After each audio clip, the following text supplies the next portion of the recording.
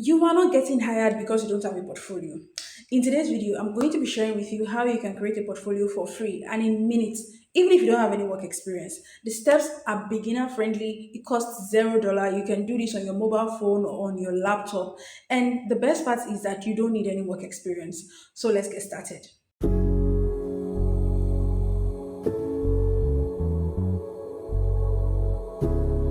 Welcome back to my channel. My name is Unyeka Adedayo. I'm a full stack marketer and community builder. I've been doing this for over 4 years now, and trust me, having a portfolio has been very integral to my success. So I'm going to be sharing with you all the tips that I employed in creating my portfolio and some of the things that would help you make a stellar portfolio and get you hired in 2025. So first thing first, why do you need a portfolio? Well, you need a portfolio because one, you want to make a good first impression. See, many people are applying for jobs these days, and you cannot be the one who is slacking. You may be thinking, well, I have the experience, I have a resume, and things like that. But sometimes going the extra mile to add your portfolio can actually do a lot, right? In proving that, okay, this person is credible for this job. And that's the second thing that having a portfolio does for you. It helps you to establish credibility. When you have a portfolio, you can easily convince people that, okay, this person is worth giving a shot because they can see your work, they can see your process, and it's just easy for them to associate you with success because they can see some other results that you've gotten for past clients. The third reason why you need a portfolio is to show potential.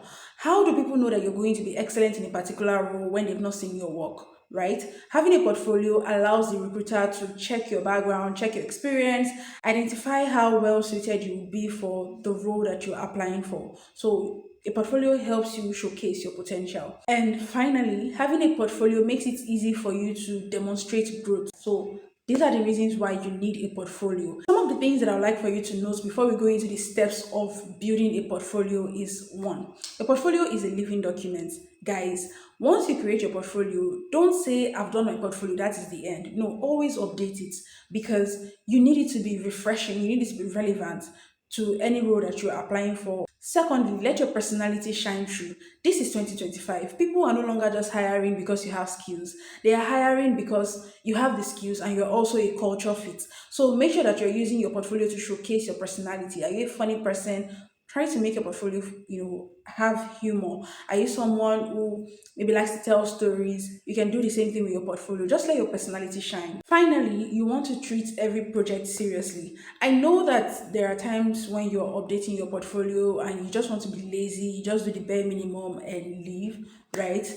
Guys, I want to encourage you, keep going. Make sure that you edit everything, you organize everything to be excellent, right? Because you don't know the project that someone might be interested in, and you don't want them to visit that particular project on your portfolio and it's just done halfway. There is no thoughtfulness in the organization. So don't do that, okay? Treat every project seriously. Now, enough about this. Let's talk about how you can actually create a portfolio even if you don't have any work experience.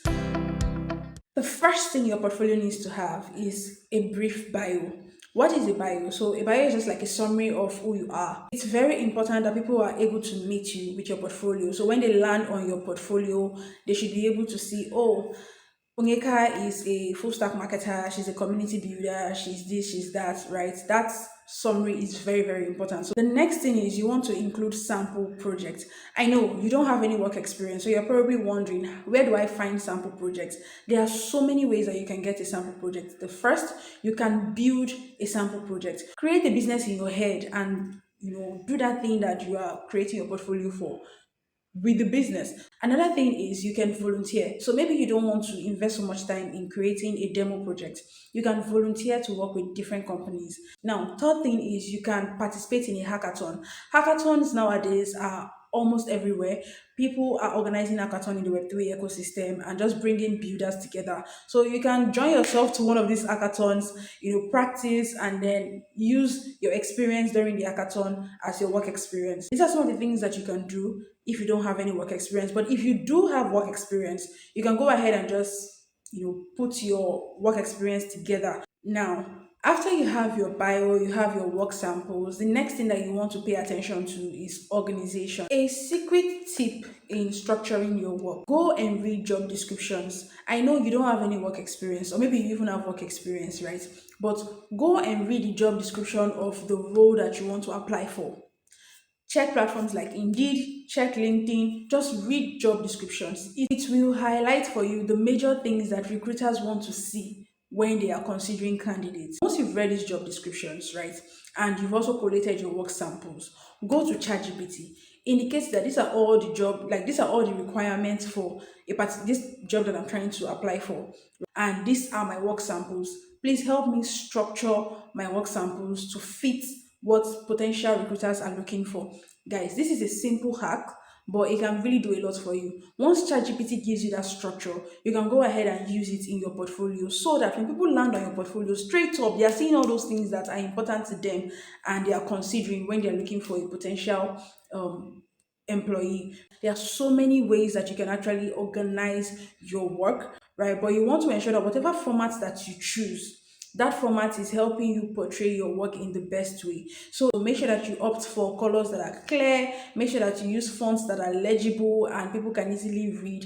It's very, very important. Now, after you have your work structured and organized, the next thing you want to think about is your resume.